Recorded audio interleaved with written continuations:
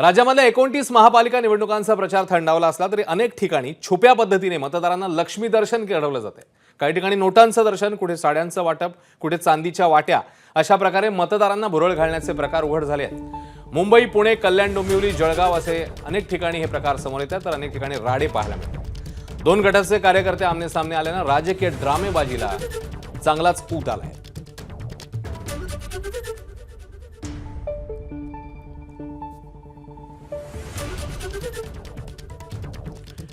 आणि या बातम्या आता सविस्तरपणे बघणार आहोत। डोंबिवली नंतर कल्याणमध्ये राजकीय राडा पाहायला मिळाला। कल्याणपूर्वीच्या खडेगोळवली परिसरात पैसे वाटपाचा व्हिडिओ काढल्याच्या कारणावरून तुफान हाणामारी झाली। ठाकरेंच्या शिवसेनेच्या कार्यकर्त्यांना मारहाण झाल्याचा आरोप करण्यात आला। भाजप उमेदवार विकी तरेंसह पक्षाच्या पदाधिकाऱ्यांनी शिवीगाळ आणि मारहाण केल्याचा आरोप ठाकरेंच्या सेनेकडून करण्यात आलाय। मात्र विकी तरे यांनी या प्रकरणाचे आरोप फेटाळून लावले।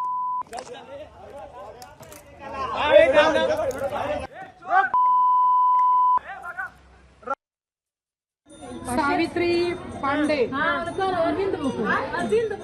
सावित्री पांडे,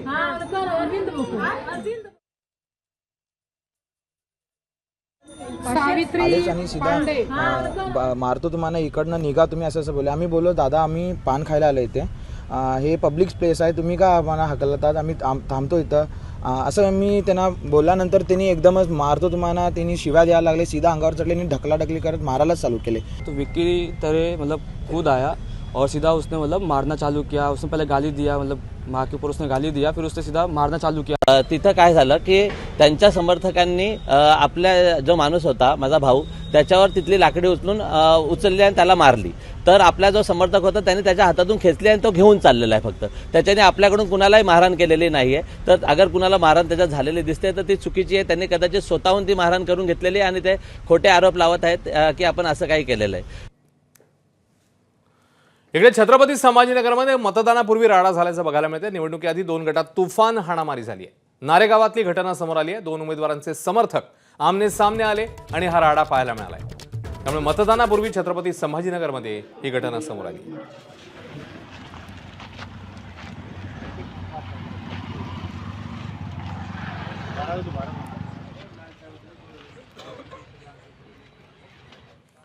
तिकडे अकोल्यामध्ये प्रभाग क्रमांक 17 मध्ये राष्ट्रवादी उमेदवाराकडून पैसे वाटप झाल्याचा आरोप करण्यात येतोय। शिवसेना महानगर प्रमुख राजेश मिश्रा यांनी राष्ट्रवादीवर हा गंभीर आरोप केलाय।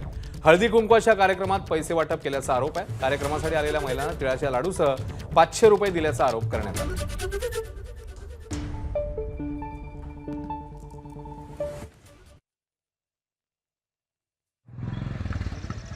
तुमच्या प्रभागामध्ये खूप ताकदनं पैशाचा हे वाटप चालू आहे, ठिकठिकाणी चालू आहे आणि डिपार्टमेंटनं थोडासा सजग राहून पूर्ण रात्रभर हे फिरणं आवश्यक आहे।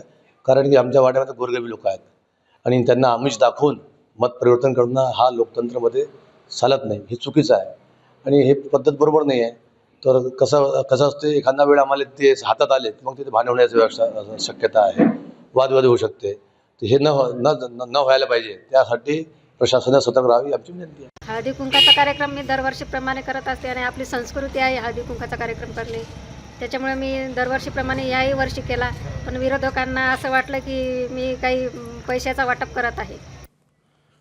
नवी मुंबईमध्ये भाजप कार्यकर्त्यांकडून पैसे वाटप होत असल्याचा आरोप मनसेकडून करण्यात येतोय। पनवेल महापालिकेच्या प्रभाग क्रमांक 17 मध्ये पैसे वाटप करताना मनसे कार्यकर्त्यांनी भाजप कार्यकर्त्यांना रंगेहात पकडले। या प्रकरणात मनसेकडून पोलिसांमध्ये तक्रार दाखल करण्यात आली।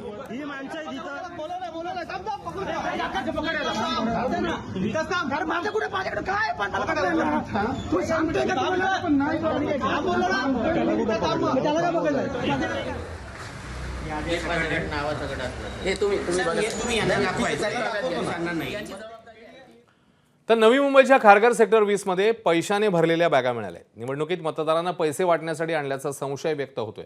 खारघर पोलीस ठाण्यामध्ये संशयितावर गुन्हा दाखल झालाय। कोणत्या पक्षाचे पैसे होते याबद्दल अद्याप माहिती समोर न आल्यानं अज्ञातावर गुन्हा दाखल करण्यात आला।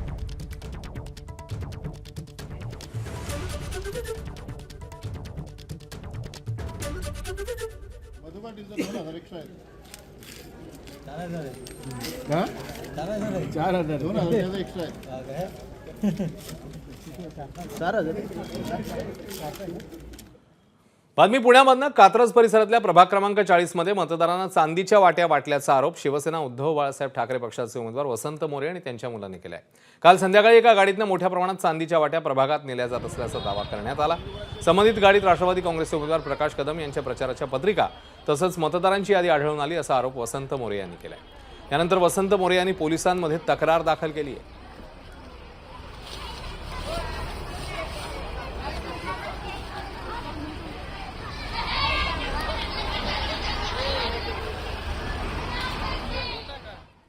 दरम्यान उद्या मतदान होणार असतानाच आज अमरावतीत भाजप आणि युवा स्वाभिमान पक्षाचे कार्यकर्ते आमने-सामने आल्याचं चित्र पाहायला मिळालं। बेलपुरामध्ये माजी भाजप नगरसेवकाच्या घरासमोर पैसे वाटप होत असल्याचा आरोप युवा स्वाभिमान पक्षाच्या कार्यकर्त्यांनी केलाय। सुरुवातीला शाब्दिक वादानंतर भाजप आणि युवा स्वाभिमानच्या कार्यकर्त्यांमध्ये बाचाबाची झाल्याचं पाहायला मिळालं। यावेळी दोन्ही बाजूंनी प्रचंड घोषणाबाजी पाहायला मिळाली।